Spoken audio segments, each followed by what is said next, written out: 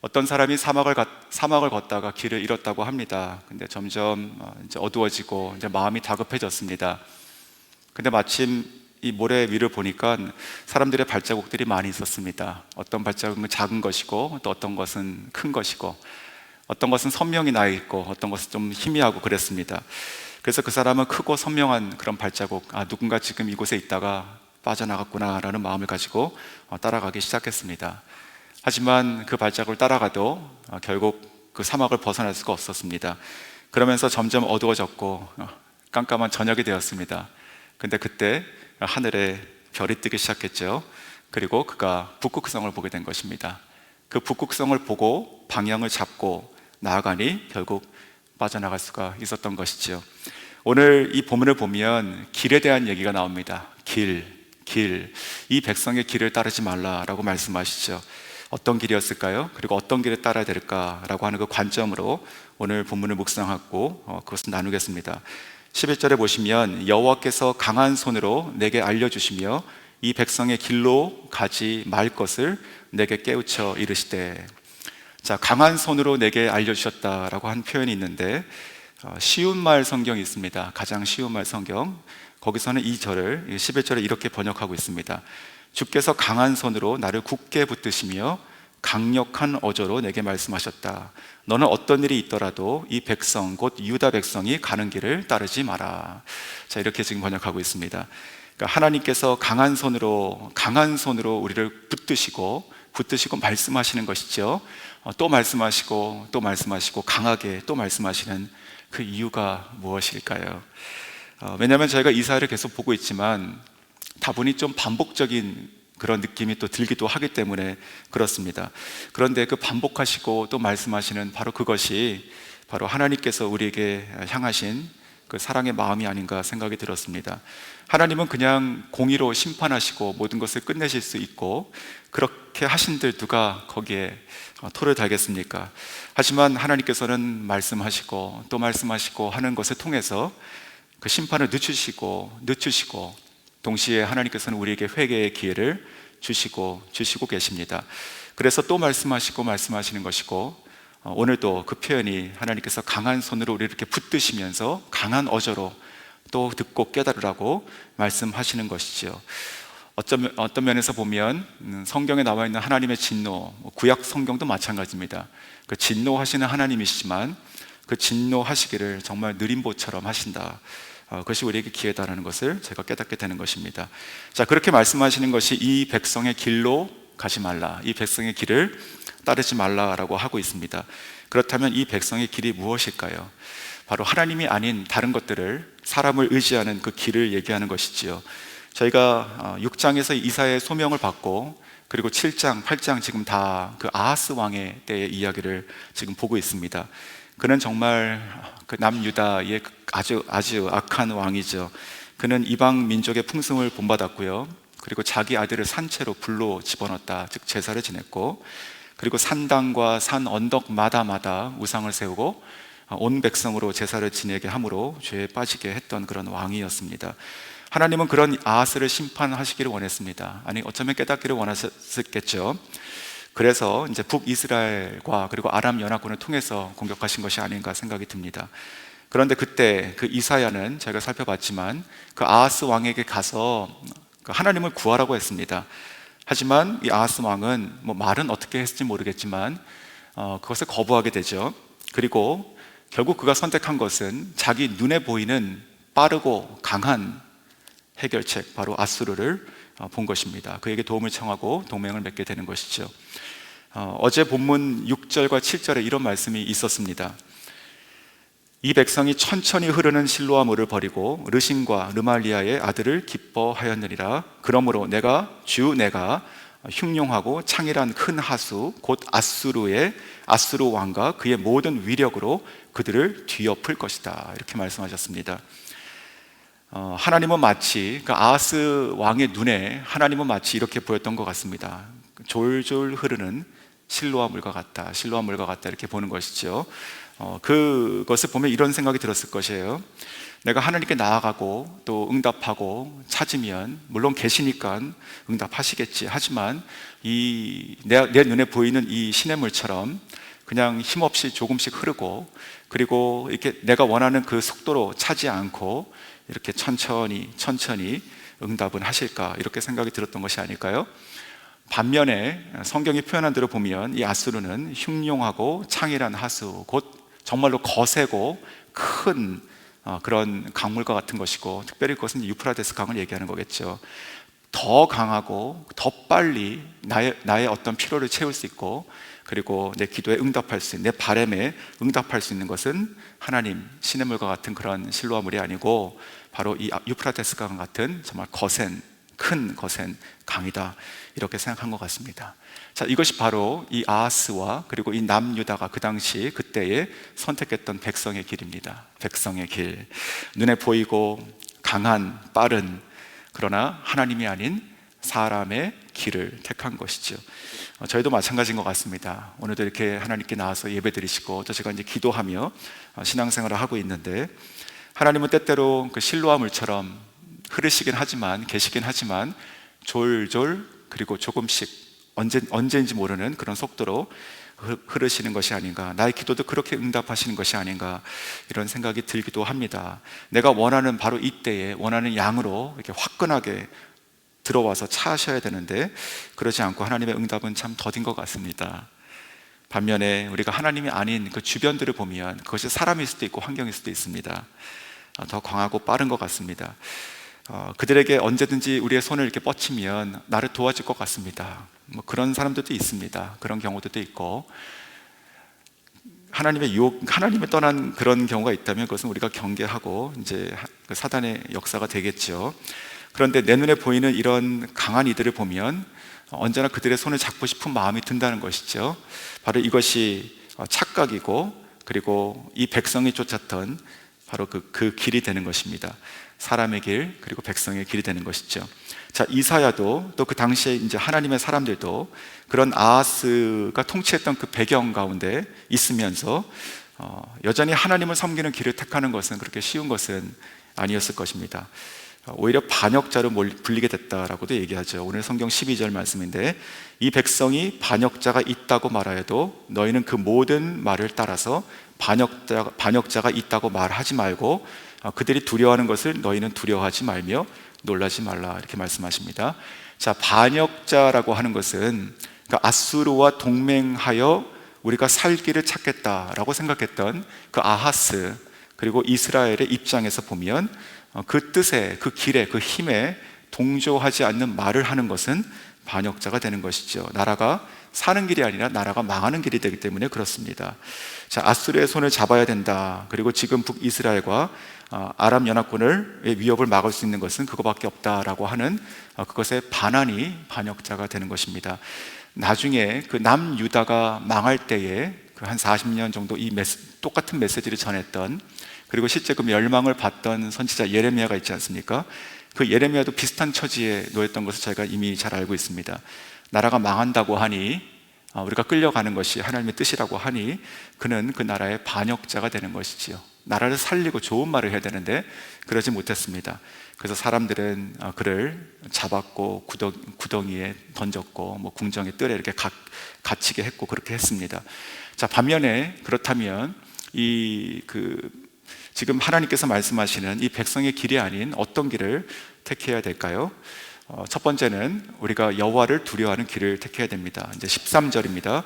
만군의 여호와 그를 너희가 거룩하다 하고 그를 너희가 두려워하며 무서워할 자로 삼으라.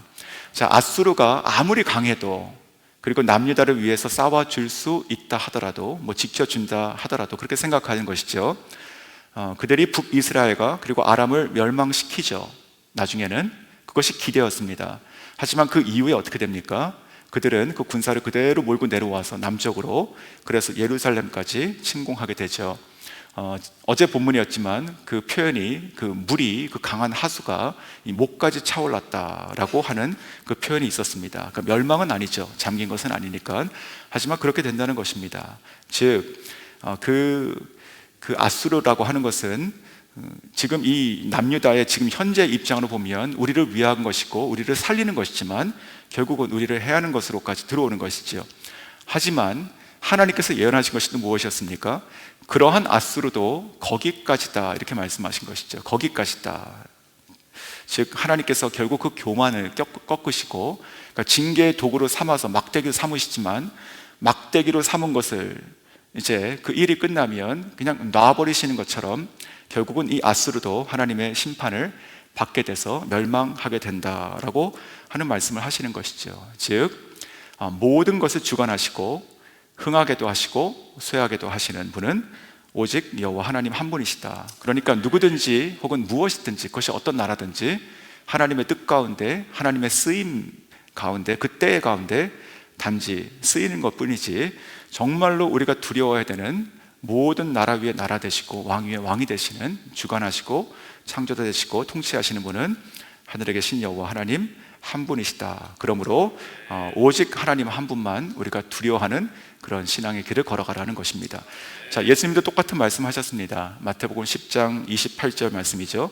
몸은 죽여도 영혼은 능히 죽이지 못하는 자들을 두려워하지 말고, 그러니까 사람이죠. 오직 몸과 영혼을 능히 지옥에 멸할 수 있는 이를 단수입니다. 이것이 하나님, 그분을 두려워하라 이렇게 말씀하고 계십니다. 자, 그래서 그 하나님을 두려워하고 그 하나님 안에 사는 자는 그렇다면 어떻게 되는가? 그 하나님은 우리에게 두렵고 우리를 해하는 분이 아니라 그 하나님은 우리를 지키시고 우리의 피난처가 되신다는 말씀을 하고 있습니다. 그것이 바로 14절, 그가 성소가 되시리라. 성소가 되시리라. 우리가 이렇게 예배당에 모여서 있지 않습니까? 이 예배당 우리가 생슈어리 이렇게 부르는데 영어 성경 보니까 그가 우리의 그러한 성소가 될 것이다. 즉 영원한 피난처, 하나님을 만나고 주님께서 함께 하시고 지켜주시는 그 거룩한 곳 성소가 되실 것이다 라고 말씀하시죠.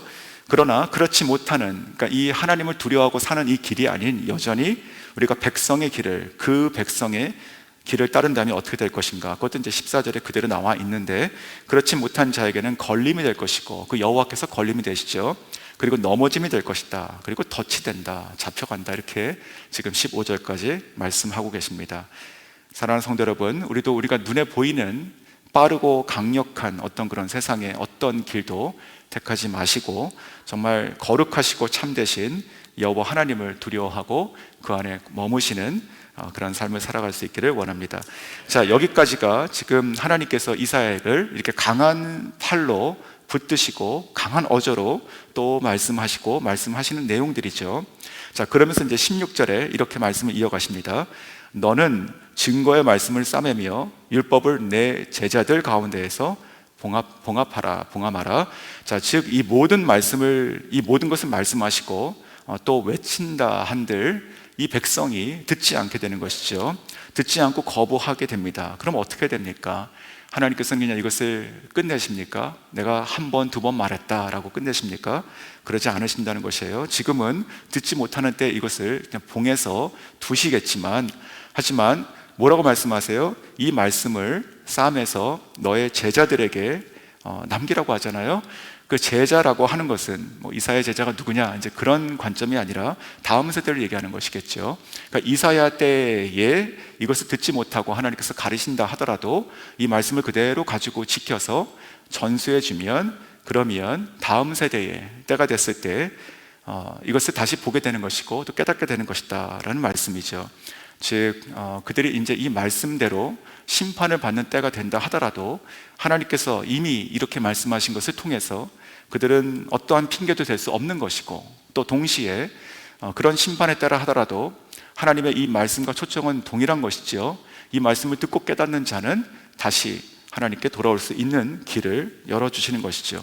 이 봉하는 말씀은 단기적으로 보면 이 아하스 왕 다음이 히스기야 왕입니다. 히스기야 왕, 그 히스기야 왕 때 이것이 다시 이렇게 열리게 된다고 생각이 듭니다. 그래서 히스기야는 자기 아버지 이 아하스가 걸어갔던 길을 걸어가지 않게 되죠. 하나님의 신앙의 길을 걷게 됩니다. 그는 산당을 다시 없애게 되고요, 그리고 예루살렘 성전을 수리하는 자가 됐고, 그리고 나아가서 오늘 이 본문처럼 이 아수르가 공격을 또 하게 됩니다. 히스기야 때 더 거세게 공격하죠. 그때는요, 오히려 이 히스기야 왕은 이사야에게 가서 그것을 어떻게 하면 좋을까라고 하나님의 도움을 청하는 왕이 되게 됩니다. 심지어 그는 병이 들었던 순간에도 하나님께 간절하게 전심으로 기도하고 간구할 때 그의 생명이 15년 연장받는 것을 저희가 잘 알게 되는 것이죠. 즉 백성의 길, 사람의 길이 아닌 하나님의 길, 생명의 길을 걸어갔던 그 왕인 것을 저희가 알 수 있습니다. 자, 이사야는 하나님께서 이렇게 16절까지 말씀하셨던 것을 보며 이것이 내 때가 아닌, 그러나 분명히 하나님께서 말씀하신 대로 이루신다는 것을 생각했을 것입니다. 그래서 그런지 이제 17절에 이렇게 자기의 결단을 얘기하게 됩니다. 이제 야곱의 집에 대하여 얼굴을 가리시는 여호와를 나는 기다리며 그를 바라보리라. 자, 이것이 신앙 고백인 것이죠. 지금 비록 이 야곱의 집, 즉 북이스라엘과 그리고 남유다 모두를 얘기하는 것이죠. 그 야곱의 집에 대해서 얼굴을 가리시는 여호와라 하더라도 나는 그분을 기다리고 그분의 말씀을 바라보고 그분을 기다리는 삶을 살아가겠다라고 지금 고백하고 있는 것입니다. 즉 이사야가 이 택한 길이 또 무엇인가 보면 바로 신앙의 길, 바라보는 신앙의 길, 그리고 기다림의 길입니다. 북이스라엘과 남유다는 결국 다 심판을 받고 멸망하게 됩니다.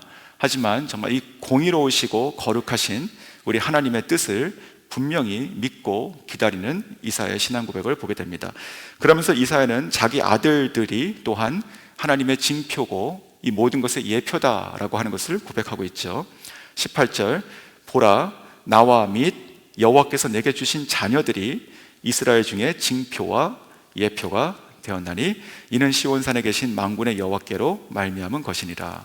자, 이 이사야의 이 두 자녀는 저희가 이미 다 보았습니다. 그 스알 야숲과 그리고 말헬 살랄 하스바스라고 하는 그런 조금 어려운 이름이죠.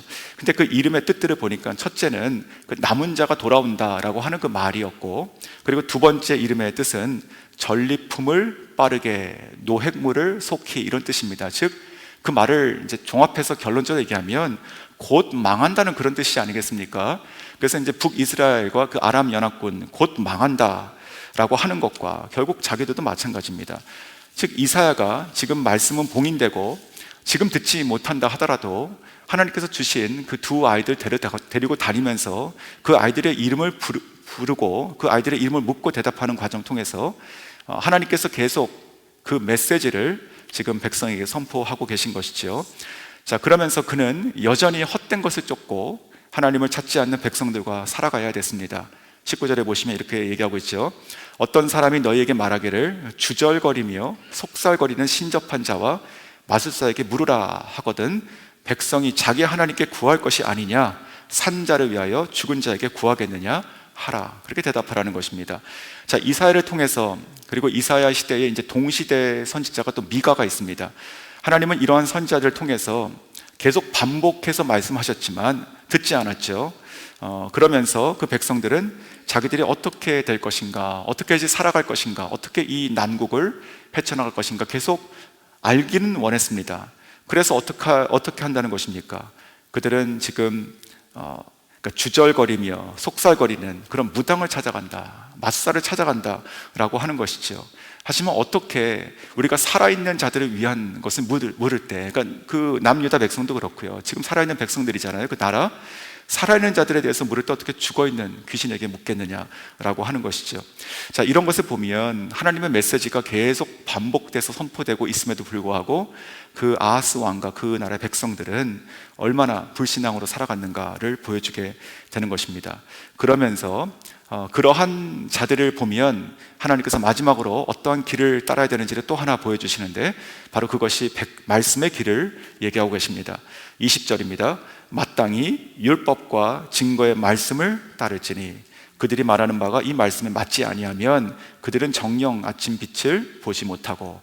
자, 이 말씀의 길을 따르는 것이 사는 길이다. 그러니까 주절거리고 속살거리는 그런 신접한 귀신 마술사의 길이 아니라 하나님의 말씀의 길을 따르는 것이 사는 길이다. 그렇지 않다면 그들이 무슨 말을 하건 그 말씀의 잣대를 두고 비교했을 때 그것이 맞지 않는다면 그들은 아침 빛을 보지 못할 것이다. 나아가서 21절 이하를 보면 헤맬 것이다, 곤고할 것이다, 굶주릴 것이다, 환난과 흑암밖에 없을 것이다, 고통의 인생이 될 것이다 라고 말씀하고 계십니다. 자, 이상의 오늘 이 본문이 주고 있는 메시지는 아주 간단합니다.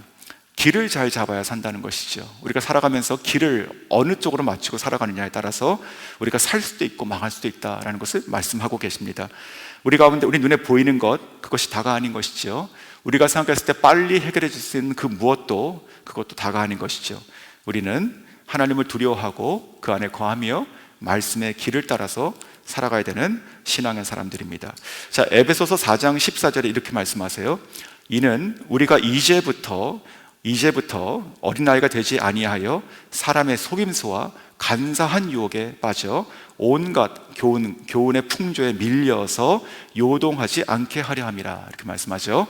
자, 빠르고 강해 보이는 이 사람의 길을 쫓았던 아하스, 그리고 그 남유다 백성, 그 나라의 운명은요, 오늘 이 에베소서 말씀처럼 온갖 풍조에 밀려서 요동하다가 결국 끝나고 망하게 되지 않습니까? 어쩌면 지금 우리가 살아가는 21세기 우리들과 우리들의 자녀들은 더 그런 시대를 살고 있는 것 같습니다. 그래서 하나님께서는 이렇게 말씀하시죠. 히브리서 2장 1절에도 그러므로 모든 들은 것을 우리가 더욱 간절히 삼가야 할 것이다, 이렇게 말씀하세요. 우리가 들은 그 하나님 말씀, 또 음성들을 간절히 삼가고 분별하여서 살아가야 된다. 그렇지 않으면 우리 인생은 흘러 떠내려 간다고 히브리서에도 말씀하고 계십니다. 사랑하는 성도 여러분, 오늘도, 그리고 우리도, 그리고 우리 자녀도 오늘 말씀처럼 우리가 또다시 사람의 길이 아닌 신앙의 길, 그리고 말씀을 따라 살 수 있는 오늘 하루가 되어야 될 것입니다. 처음에 드렸던 것처럼 사막에서 큰 발자국 따라간들 길 없습니다. 떠있는, 움직이지 않는 그 북극성, 그 별을 보고 따라갔을 때 산 것처럼 세상에 그 누가 강하게 일어나던 그 누가 나에게 도움을 줄 수 있어 보인다 한들 그것이 하나님 말씀에 맞지 아니하면, 그것이 살아계신 여호와를 위한 것이고 부터 온 것이 아니라면 저희는 과감하게 그것을 내치고 하나님을 두려워하고 말씀을 따라 살아가는 저 여러분 다 될 수 있기를 주의 이름으로 축원합니다.